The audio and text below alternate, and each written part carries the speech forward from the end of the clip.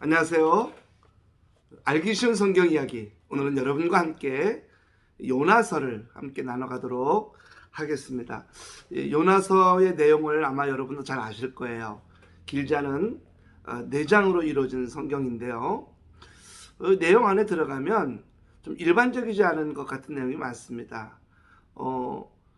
우선 하나님의 말씀에 따르지 않으려고 다른 곳으로 도망을 간다든가 선지자가, 그 다음에 또 물속에 빠졌는데 물고기 뱃속에 들어간다든가, 다시 또 그 물고기 토해져서 육지에 닿고 니느웨 성에 가서 말씀을 전하는데 그 수많은 사람이 다 듣고 회개한다든가, 뭐 이런 이야기들이다 보니 이거는 뭔가 의도를 가진 하나의 우화 또는 어떤 이야기가 아니겠는가, 또 소설이 아니겠는가 라고 생각을 하는 분들이 많습니다. 그런데 이것이 과연 소설일까요? 요나서는 놀랍게도 예수님께서 말씀을 전하실 때 역사적인 사실에 입각한 예화로 들었던 적이 있습니다.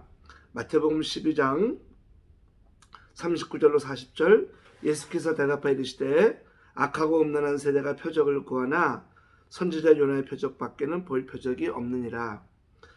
요나가 밤낮 사흘 동안 큰 물고기 뱃속에 있었던 것 같이 인자도 밤낮 사흘 동안 땅속에 있으리라.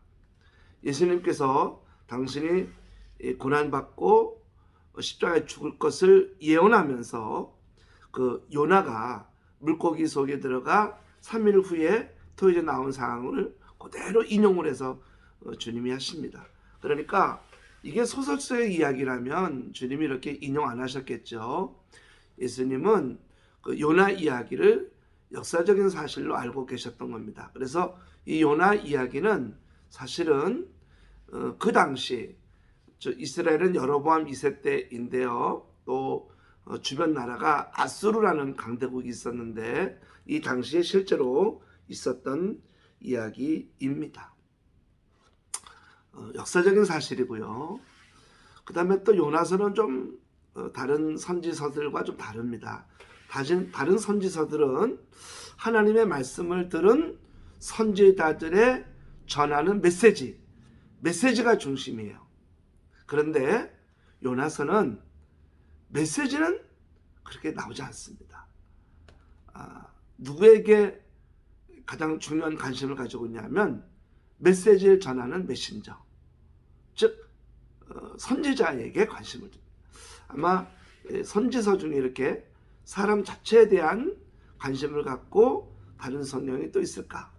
이 요나서는 바로 요나라는 선지자의 포커스가 맞춰져 있습니다.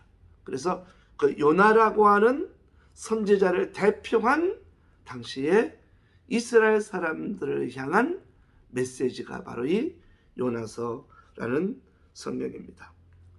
여로보암 2세라는 왕 시대입니다. 여로보암 2세는 이스라엘 나라 영적으로가 아니라 이스라엘 나라의 정치적으로 볼 때는 대단히 큰 일을 한 왕입니다. 다윗과 솔로몬 때의 그 영토를 다시 회복한 왕이죠. 북쪽으로. 그래서 당시 이스라엘 나라에서는 되게 위대한 왕으로 추앙받습니다. 우리가 아방 그러지 않습니까? 우리가 아방은 이제 굉장히 안 좋은 왕이라고 여기지만 이스라엘 나라는 아합이 대왕입니다. 엄청난 역사적인 일을 일으켰죠. 그래서 이스라엘 나라에 가서 유물을 발견할 때 아방 때 유물이 그렇게 많이 나옵니다.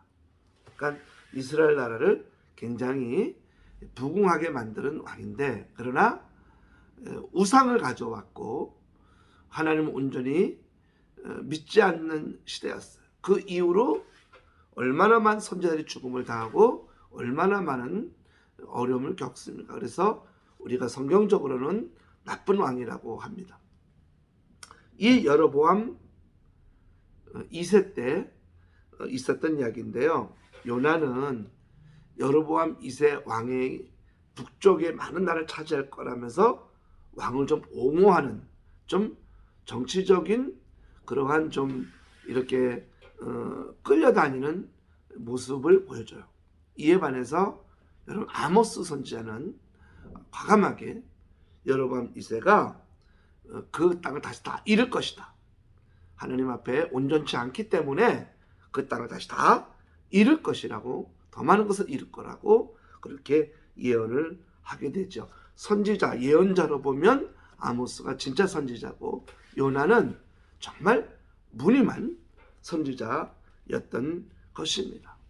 그런 요나 이야기가 요나서예요. 하나님께서 이제 요나라는 선지자를 불러서 저 아스루 땅 니느웨 사람들에게 가서 전하라고, 회개하라고, 그러면 멸망을 고 살려줄 거라고. 너무 싫었던 거죠. 그 이야기를 듣자마자 너무 싫었어요. 그러니까 니느웨로 가는 배를 안 타고 다시스로 그는 도망을 하게 되죠. 제가 이 장면을 보면서 요나가 정말 선지자가 맞나? 요나라는 사람이 정말 선지자인가? 선지자란 먼저 하나님을 사랑해야 되잖아. 그러면 하나님을 사랑하면 하나님의 메시지도 하나님의 재단도 다 좋아하거든요. 사랑하거든요. 그런데 하나님의 이 말씀이 자기 너무 싫었던 거예요. 그렇다면 이 요나는 하나님을 사랑하지 않는 겁니다. 이제 나중에 4장에 가면 별 희한한 일을 요나가 또 하나님께 푸념 섞인 이야기로 하게 되지요.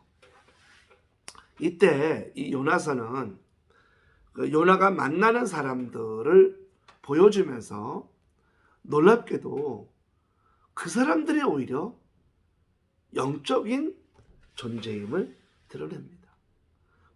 요나가 만난 경우가 몇 가지. 하나는 다시스로 도망갈 때 탔던 그 배의 선원들, 그리고 또 물속에 떨어져서 물속에 들어갔을 때 그 물고기도 만난 거죠. 그 다음에 세 번째로는 니느웨 사람들 만난 거죠. 또 하나 만났다 그러면 박넝쿨을 만났어요. 박넝쿨.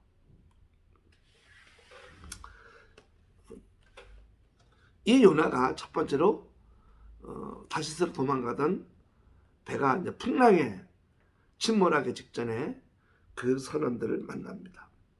제가 우리말로 요나 1장 8절부터 조금 말씀을 읽어드리도록 하겠습니다. 그러자 그들이 그에게 물었습니다. 우리에게 닥친 이 재난이 누구 때문인지 말해보아라. 네 직업은 무엇이냐? 어디서 오느냐? 어느 사람이냐? 네가 어느 민족이냐? 요나가 대답했습니다. 나는 히브리 사람입니다. 바다와 땅을 만드신 하늘의 하나님 여호와를 섬기고 있습니다. 12절 그가 대답했습니다. 나를 들어 바다 속에 던지십시오. 그러면 바다가 잠잠해질 것입니다. 이렇게 엄청난 폭풍이 당신들에게 닥친 것은 다 나 때문이라는 것을 잘 알고 있습니다. 14절 그러자 그들이 여호와께 부르셨습니다. 여호와여, 제발 이 사람의 목숨 때문에 저희가 죽게 하지 마십시오. 죄 없는 피 흘림을 우리에게 책임지게 하지 마십시오. 여호와여, 주께서는 원하는 대로 하십시오. 그냥 사명을 잃고 사명을 잊어버리고 도망가던 정말 이 요나가 자기 사명이 누군지, 자기가 누군지, 자기가 어떤 존재인지를 깨닫게 된 게 누구 때문이냐면 이 선원들 때문이에요. 선원들. 이 선원들이 나중엔 하나님께 기도하는 사람까지 돼요. 하나님, 우리를 살려달라. 진짜 위기를 만나니까요. 이 요나가 얼마나 하나님 온전히 믿지 못했던 게 드러나요. 그러니까 이 선원들 때문에 결국은 알게 된 거죠. 하나님의 진노임을, 자기가 하나님의 말씀을 어기고 가는 걸, 나 때문이라는 걸 이 요나가 알게 됩니다. 오히려 사명 잃고 도망가는 사람에게 너 누구냐고, 너 어디서 왔냐고, 너 뭐하는 사람이냐고 들었어요. 요나가. 그들 때문에 요나가 깨닫게 된 거죠. 그 다음에 요나는 그 물속으로 들어갔는데 물고기 뱃속에서 예수님이 당신이 십자가에 죽으시고 3일 만에 부활할 것을 예언할 때에 샘플로 들었던 그 뱃속에 3일을 머무르게 되는 일을 만나게 됩니다. 그때 이제 성령은 이러한 이야기를 증거해요. 뱃속에서 요나가 회개합니다. 물론 그 회개가 진정한 회개는 아니었더라고요. 나중에 보니까. 그렇지만 어쨌든 간절한 마음으로 자기 자신이 돌아오게 되는 그러한 기도를 드리게 됩니다. 진짜 혼자가 있게 되고 깜깜한 물고기 뱃속에 들어가니까 기도밖에 안 나오더라고요. 우리가 어떤 사람이죠? 우리는 마지막에 기도가 있는 사람들입니다. 물고기 뱃속에 들어가 요나가 기도했듯 우리의 떨어질 대로 떨어지고 갇힐 대로 갇힌 삶의 터전에서 우리 하나님 앞에 기도하는 우리가 될 수 있기를 주님의 이름으로 축복합니다. 저는 근데 이 장면에서 이러한 말씀이 들어와요. 요나서 2장 10절 그러자 여호와께서 물고기에게 명령하셨고 물고기는 요나를 땅으로 토해냈습니다. 물속에 물에 빠진 요나를 위해 준비하고 3일 동안 요나가 회개하도록 물고기 뱃속에 저장을 하고 나중에 육지에 토해낸 역할, 하나님이 맡겨진 역할을 잘 감당한 물고기. 여러분, 물고기마저도 하나님의 말씀에 순종하고 준비하고 그 일을 이뤄내잖아요. 그런데 하나님의 선지자인 요나는 지금 어떻습니까? 엉뚱한 방향으로 가 있는 거죠. 요나서는 이러한 내용을 군데군데 이렇게 말씀으로 심어놨어요. 물고기마저도 하나님의 일을 위해 최선을 다해 세팅된다니까요. 그 딱 배에서 던져진 요나를 톱썩 입 안으로 빨아들이잖아요. 준비하고. 그리고 3일 후에 육지에 토해내잖아요. 하나님 말씀에 순종을. 얼마나 물고기는 힘들었겠어요. 그 살은 사람을 속에다 뒀으니. 그리고 나중에 토해낼 때 또 얼마나 힘들었겠습니까? 그렇지만 하나님께서 하시는 일에 물고기마저도 순종하는. 우리가 살아가면서 여러분 주님의 말씀이 아무리 힘들고 어려워도 순종한 이 물고기처럼 순종할 수 있는 은혜가 있기를 축복합니다. 이제 이 요나는 할 수 없이 니느웨 사람들에게 이제 가서 회개하라고 외칩니다. 그런데 보통 이 니느웨 성을 돌려면 성경에 있듯이 3일이 걸려야 되는데 하루만 해요. 정말 근데 그걸 또 믿어요. 니느웨 사람들이. 제가 그냥 건성으로 했겠죠. 그리고 대충 했겠죠. 정말 어느 분이 설교한 것처럼 개떡같이 전했는데 찰떡같이 믿은 거죠. 개떡같이 전했는데 찰떡같이 믿은 거예요. 정말 요나는 이 하루 동안에 대충 정말 하기 싫었던 거예요. 정말 이들이 이 말씀 듣고 구원받는 것도 싫었고 그들에게 전하는 것도 싫었고 니느웨 성에 간 것도 싫었고 그런데 물속에 빠지고 물고기 뱃속에 들어가 있다가 토해지는 모든 과정을 보니까 이 하나님께서 하고 있는 걸 아니까 할 수 없이 하는 거 할 수 없이. 그런데도 그 얘기를 들은 니느웨 사람들이 전부 다 회개하더라 이겁니다. 여러분 때가 되면요 이렇게 회개 역사가 일어나는 것이죠. 세계사적으로는 그때 니느웨에 요나가 말씀 전할 때 얼마 전에 그 태양을 달이 가리는 그러한 일이 있었대요. 그러니까 이거를 엄청난 일을 여기고 그 다음에 요나가 전할 때 그 메시지가 들어갔다는 거죠. 그러니까 하나님 미리 그런 것까지도 다 준비하시고 그들로 하여금 메시지를 들을 수밖에 없도록 하나님이 세팅해 가셨다는 걸 볼 수가 있어요. 그런 가운데 이제 그들이 다 회개하고 구원받는 걸 보니까 정말 가당치도 않잖아요. 전하긴 했지만. 그래서 요나가 4장 1절, 2절, 3절에 이러한 얘기를 합니다. 이 요나 4장을 보면 그 말 안 듣는 철부지, 중2병이나 중2, 정말 청개구리 같은 그러한 그 아이들의 모습을 볼 수가 있어요.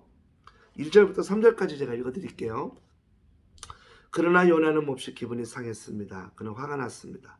그는 여호와께 기도했습니다. 여호와여, 이것이 내가 고향에 있을 때 내가 말씀드린 것이 아닙니까? 이래서 내가 서둘러 다시스로 도망한 겁니다.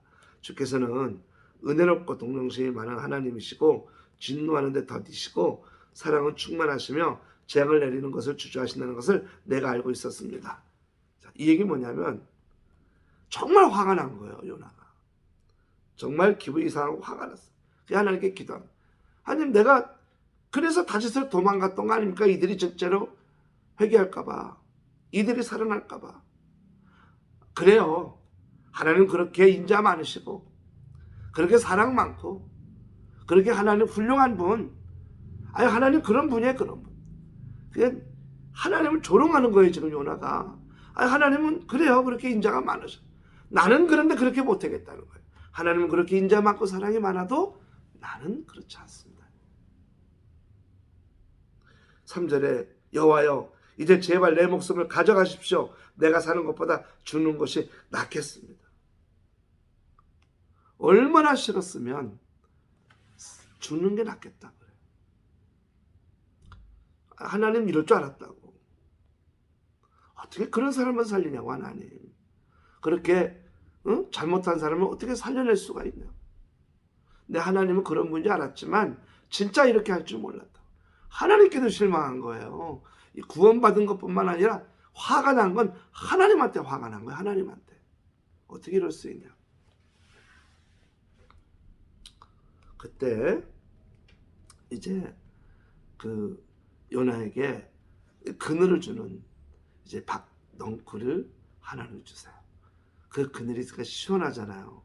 이스라엘 나라를 가면 여러분 알겠지만 중동 국가는 그늘만 있으면 시원하더라고요. 건조하니까. 그래서 나무 밑에만 가면 정말 가을 날씨예요. 해외로 나가면 뜨거운 그 여름인데 그늘 밑으로만 가면 봄, 가을 날씨입니다. 그 정도로 달라요. 그래서 하나님이 출애굽 당시 이스라엘 백성들에게 구름 기둥으로 그들에게 그늘을 주어 피할 길을 주셨다라고 성경은 증거하고 있죠. 그래서 아마 행군할 수도 있었을 거예요. 그런데 이 박넝쿨이 해가 뜨자마자 8절부터 제가 볼게요. 뜨거운 동쪽 바람을 준비하셨습니다. 해가 요나의 머리 위에 따갑게 내리지요. 그는 힘없이 빠졌습니다. 왜냐하면 박넝쿨을 벌레를 보내서 다 죽여버렸거든요.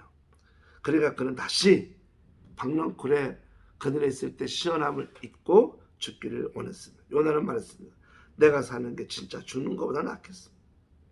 그러자 하나님께서 요나에게 말씀하셨습니다. 네가 그 박넝쿨 때문에 화나는 게 옳으냐? 그렇습니다. 화가 나 죽을 지경. 여호와께서 말씀하셨습니다. 네가 가꾸지도 않고 기르지도 않은 넝쿨도 너는 이렇게 아끼냐? 하룻밤 사이에 자라나 하룻밤 사이에 죽어버리는데도 그걸로는 그렇게 아깝냐? 그러면 왼쪽도 오른쪽도 구별하지 못하는 사람들이 12만 명이나 있는데 가축도 많이 있는 이 큰 성 니네 사람들을 내가 아끼지 않을 수 있게. 그들이 모르니까 믿지 못하는 건데 그 12만 명이 아깝지 않냐 라는 말씀으로 하나님의 말씀을 하고 끝납니다. 그래서 아마 이렇게 끝나니까 이게 역사적인 사실이 아니고 뭔가 교훈을 주는 소설 아니냐라고 얘기하는 부분의 마지막 부분에 그냥 그러고 끝나니까요. 뒷부분에 나오지 않으니까. 그런데 이 마지막 말씀이 너무나 우리의 심령에 울림이 되는 거예요. 야, 너는 가꾸지도 않고 네가 돌보지도 않은 거가 아깝냐? 자, 우리가 뭐가 아깝죠 지금? 뭐에 가장 사랑스럽고 신경이 가죠. 근데 하나님이 야, 이 12만 명이 아깝지 않냐? 요나를 대표한 이스라엘 백성들에게 물론 그 민족적 어려움을 당하니까 굉장히 이방 나라에 대한 미움이 있어요. 그런데 아까도 말했듯이 이 요나 시대에는 여로보암 2세 때 좀 나라가 안정이 되고 북쪽의 땅까지 차지해가지고 백성들이 좀 이렇게 자긍심이 있던 시대. 그런데 이스라엘 백성들에게 큰 문제가 있었어요. 자기만 하는 거예요. 나만 하는 거예요. 나만 하니까 이러한 일들이 생긴 거예요. 어떻게 너만 하냐? 어떻게 너만 하냐? 여기도 모르고 저기도 모르는 12만 명이 있지 않냐? 그래서 저는 이 요나를 성경에 나오는 최초의 해외 선교사라고 보여지는 겁니다. 그 알지도 못하는 12만 명이 있지 않냐? 그들을 향해서 너희가 사랑을 전해서 기도해야 되지 않겠냐? 이 메시지를 주고 있는 거예요. 이게 요나서입니다. 사랑하는 성도 여러분. 요나서는 최초의 해외 선교사 이야기고 사명을 잃어버렸던 한 사람이 이 사명을 찾은 계기고 그런 가운데 하나님이 선원들을 만나게 하고 물고기를 만나게 하고 한 번 건성으로 전했더니 회개하고 돌아선 백성들을 만나고 박농코를 만나게 합니다. 그런 가운데 요나를 성장시켜가지고 오늘 저 여러분도 이렇게 주님의 말씀에 순종하며 주님의 말씀을 이뤄가는 그러한 온전한 사명자로 승리하기를 원합니다. 주님이 인용하셨던 요나서, 그 요나서가 우리에게 임해서 나도 요나처럼 살고 있지 않은가? 지금 나도 요나처럼 이렇게 혹시 사명을 잃고 살아가고 있지 않은가? 깨닫고 회개하며 주님의 온전한 사명자로 살아갈 수 있는 저희가 되기를 주님의 이름으로 축복합니다. 아멘. 감사합니다.